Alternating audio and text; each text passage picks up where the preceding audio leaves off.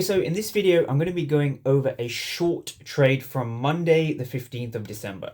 So before we go into that, I just want to define how I trade, right? So you need three concepts when you enter a trade, right? So what you're looking for is the big three. I call them the triple X. Now, the triple X model tells you where to trade from, what to look for, and why you are looking for it. And so before you go on and look at the ATAS platform, this is the order flow footprint chart platform, you need to be familiar with what's going on in terms of your key level. And so I'm going to break down key levels to begin with. So I had a key level. This was now 6,900 roughly to 6,910. This was my key level. So how do I derive key levels? So it's probably the question I get the most. And so the importance of having a key level is that it stops you from trading blind, because if you have two levels, you have to trade only at those levels. So you spend most of your time sitting on your hands and waiting for those levels. Now, if you can define a good level, you can instantly boost your win rate and reduce a lot of your losses. So this was a key level I had from the 31st of October. Now, just to quickly break this down, what I look for is a 15-minute fair value gap, right? That's the first step I look for when it comes to determining a key level. However, I don't just blindly trade off any 15-minute fair value gap. I want to see whether the zone is active. And so how we see it's active is actually by seeing that passive buyers and sellers are active in this zone, right? So this zone here, 6910 to 6900, right? We want to see how the market was reacting at this zone, right? So we can see multiple touch points. So this is like support and resistance, resistance to support. The only difference here is that you're actually validating the move with order flow. And so just to take you to the ATAS platform, if we go to the 15-minute chart, we're going to be dissecting this entire level throughout basically December, right? ATAS only lets me go back a certain amount. So if we take a look at this strong rejection to the downside, we had a sharp move in and then sharp move out, right? So just taking a look here, why do we use the ATAS platform to our advantage? Now, the reason the ATAS platform is so powerful is that it allows you to see market orders and limit orders. And so that's what we're going to be going through. So this first rejection at 6901, 6905, let's say, so around 6900, let's call it, there was a ton of aggressive buyers in this region. So what we see specifically here, just 116 for 689, we see 0 for 374, 0 for 204. Now, why I like using Delta footprint charts on the ATAS platform is that it allows you to see the market orders, right? So we have a left number and a right number. Now, to break this down for people who are new to the channel, the ATAS platform will give you footprint charts. Now, footprint charts have a left number and a right number. Now, you don't need to read every single number. You're only concerned with the delta inside of your key levels. So once we define 6901 to 6910, we want to see the delta inside of the zone. And so what we can see here is a lot of positive delta or blue delta.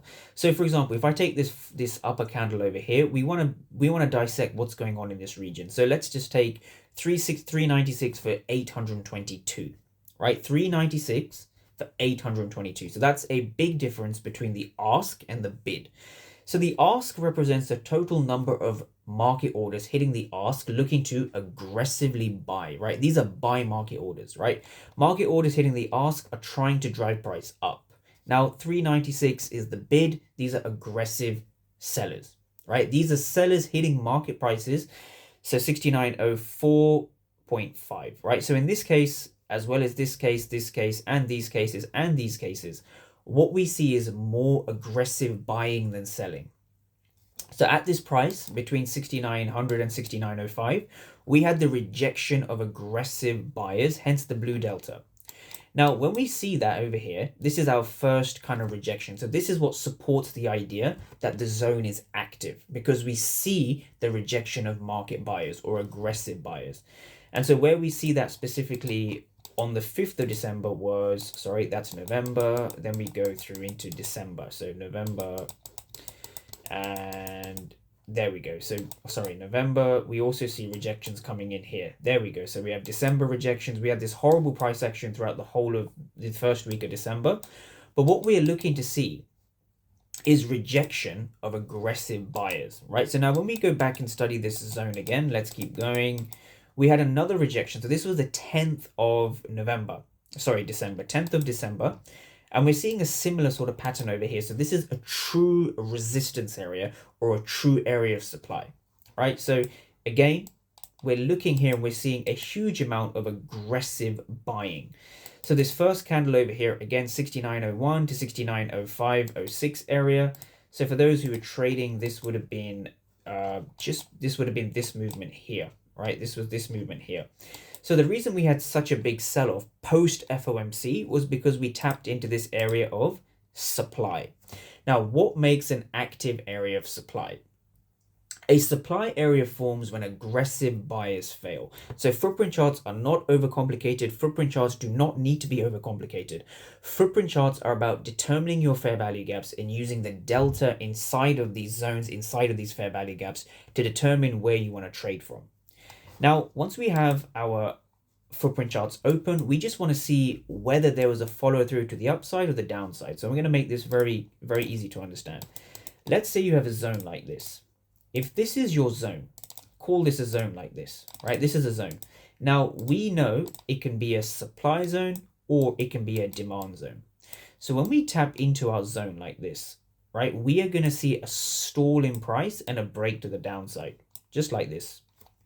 Now, what's going on inside of here tells you whether it's an area of supply or an area of demand. Now, if we just take a look at this example, we can see a lot of blue positive delta.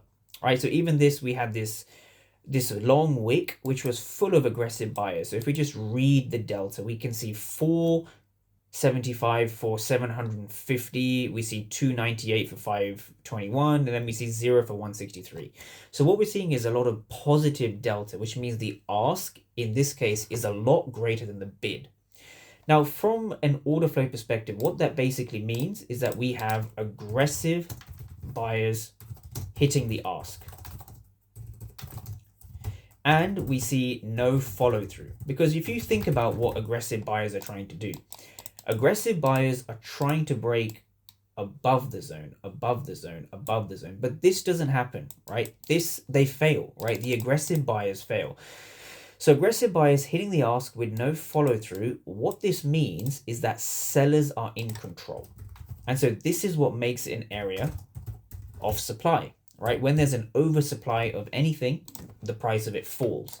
So the reason we had such an aggressive sell-off post FOMC, so this was the 10th of December, is simply because we were at an area of supply. Now, this area of supply becomes very important for Monday's trade, right? Because all we're looking to do, remember, is to simply drag our zones to the right, right? These are active zones. So if you had a great reaction here, you had a great reaction here on the, call that the 5th of December, the 10th of December, markets are cyclical.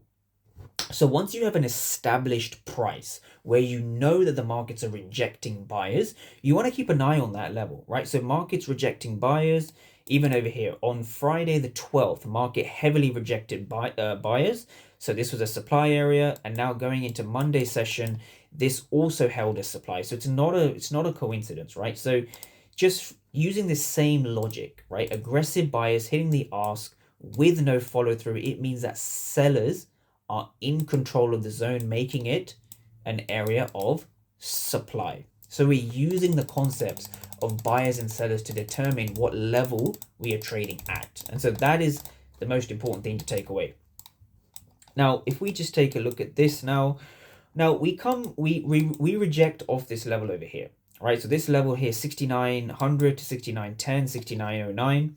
This was where we had the Monday sell-off. So I'm just going to be going over Monday's sell-off. So if we go back to the Discord, we want to understand how Monday's plan was going to play out, right? So this was the trade itself, risking about 225 to make just over 500. The R multiple here was 2.25, so not a bad R multiple. This was the execution itself. So we want to understand essentially what this key level was going to represent. So on Monday, here was our key level. Now, a couple of things to note. This is the weekly candle, this big green candle. This is the weekly candle. Now, this is the weekly opening price, right? WOP. So when you have the weekly opening price, you want to be selling above the weekly opening price, and you want to be buying below the weekly opening price. So when we come to this zone over here, if we break below, we're bearish. If we break above, we're bullish. but I had a bearish bias for that particular reason. Now, we want to kind of understand what was going on here. So this is now a New York session. Let's break this down. So what we had, first 15 minutes of market open, huge move to the downside, right? Massive move. So we tap into the zone at 939/940. So we want to kind of understand now from an order flow perspective, how do I tackle these particular trades, right? How do I kind of break it down? So when we come into the zone, so remember, we approach everything from the triple X standpoint. So triple X model tells you where to trade from, what to look for, and why you're looking for it. So you need these three things established before you tackle any trade. Now, when you come to the markets, you already need to know what your key level is going to be. So in this case, we had a key level here, right? So this key level for the day, around 6,900 to 6,910. So I know coming into the session, I'm only going to trade from a breakout of this level. My other level was somewhere up here, but I'm looking for the market to gravitate towards one of my levels. So if you want to avoid losses, the fastest way you can do that, right, is by simply establishing your level. So let's say you have a level here, and let's say you have a level here, right? Your job is only to trade at one of these levels. So you can either have a break below here. So let's say this is key level 1, key level 2. You want to establish your levels and only trade the order flow at those levels. So if you're anywhere in between, it is a no trade. This is the easiest way to boost your win rate, by taking less trades, by defining your levels. So once we've defined our level using order flow, because we had multiple touches at this level, right? We had area of supply, huge area of supply, and Monday continued to hold as supply. So this is where we want to kind of go into, and I'm going to share my executions for this trade. So I was able to catch a piece of this move, right? Not the second move, just this move over here. So let's continue to break this down. So from a trading view perspective, we've established our key level. So that's step 1. Step 2 is the buyers and the sellers. So this is what you're looking for. So I don't care how long you've been trading for. When you come into a zone, the only thing that validates your buys and sells is the buyers and the sellers, right? You need to know market orders versus limit orders. And so I'm going to break this down in a little bit of detail. So when we come into a zone, there's only 3 things that can happen, and there's only 2 things that you can do. You can either take a bullish breakout like this, you can either take a bearish breakout, which is what happened like this, or you can get chopped around with sideways price action. So luckily we didn't get the sideways, we didn't get the bullish, we got the bearish. Now, throughout this region, I'm only interested in the order flow in and around the key level. And so I'm going to be breaking this down. So when we come into this zone, we're looking for a break to the upside or the downside. Now, just for context, I never trade the first tap. So let's say we have our first tap over here. This is the first tap. So I'm not looking to go long here. I don't want that. I'm looking for a second tap. And I want to see how the market reacts at that second tap. So now, for just fast forwarding a little bit, we had a break just over here. So we had our break below the zone. Now, what's interesting is when we break below the zone, I am interested in the price action inside of the zone as we break. So I'm interested to see what's going on inside the level. Is the level holding as supply, or is the level holding as demand? Now, how do we know whether it's supply or demand, right? We simply look at the order flow. So what are you looking for? So we've established our key level. We now want to be looking at buyers and sellers. Now, if we go a step further, we want to be looking at what we call, in this case, the ask, and in this case, the bid, right? This is what the footprint charts indicate to us. So if we just take a look at executions for that day, here we go. So this is what we're looking for. Now, I was able to execute. Now, prices for this day a little bit off. TradingView and the ATAS platform, the data feed's a little bit off, but the execution came just below the zone over here. So what I'm looking for is a break and a retest, and I'm looking to trade from this zone down to the next zone, right? Down to the next local fair value gap. So for that day, it would have been somewhere around here we go. So we had a fair value gap from Friday. I'm just looking to target that fair value gap. That's all I'm looking to do, right? I'm not trying to hold all the way down to wherever people think it's going to go to. I'm just looking to trade from one zone to the next, simply like this, right? That's all you need. A 1 to 1, 1 to 2, 1 to 3. That's plenty. Now, looking at things again, we want to know what to look for. So we're looking for buyers and sellers specifically. Now, before we look at the execution, we just want to look at sort of how the market was behaving in and around this zone. So what we had over here was we had market open. This was the market open. Now, if we dissect this candle by candle, let's take a look at how the market was reacting. So we tap into the zone, 9:35. At 9:35 Eastern, we tap into the zone. Now, when we tap into the zone, what's interesting is we have a bearish candle with a long wick. Now, if we just take a look at this, same with this over here, we had two very large wicks over here. Now, were these wicks buyer dominated or seller dominated, right? Who was more aggressive inside of these wicks? Now, you will see that there's a lot of blue delta, right? These rectangles inside the candle, we refer to them as the delta. And the reason the delta is so important is because the delta shows you who is aggressive at those prices. So between 69.21 and around 69.11 or 10, we see a lot of aggressive buying, but we see follow through to the downside, right? I'm going to break that down one more time. We see aggressive buyers, right? Because the ask is greater than the bid. I mean, if we look over here in this candle, 940 candle, 160 for 348, 403 for 598, 499 for 692. So yes, we're seeing more aggressive buyers, but they are not being rewarded. Now, this is the whole principle of order flow. You don't trade order flow blindly, right? You have to define your level, and you need to use order flow with follow through. So yes, we have positive delta. Buyers are aggressive. There are more aggressive buyers than sellers, right? There are more market participants hitting the ask, which means that there are more market participants looking to buy, right? But they don't have follow through. So you're looking for delta with follow through. Now, once you see that aggressive buyers are unable to sustain higher prices through the downside follow through, it goes to show you that sellers are really in control of the price. And that is what was going on inside of this zone. So even inside this zone, what's interesting is that we have a lot of sellers, yes, and we have some buyers. Now, in this case, what was going on is we see a break to the downside. Now, I'll show you something interesting here. We had a break to the downside, but take a look at this. 441 for 629. You're not looking to read all the numbers, but you want to see areas of positive delta during a break to the downside, because this is what signifies an area of supply. This is super important. So this happened just below the zone like this. So what's happening here in this region is we see aggressive buyers, right? So we see aggressive buyers, but with a downside follow through. So this is very important. So downside follow through. Aggressive buyers plus downside follow through equals supply. Sellers are in control. Now, the technical term for this is absorption. This is an absorption of buyers.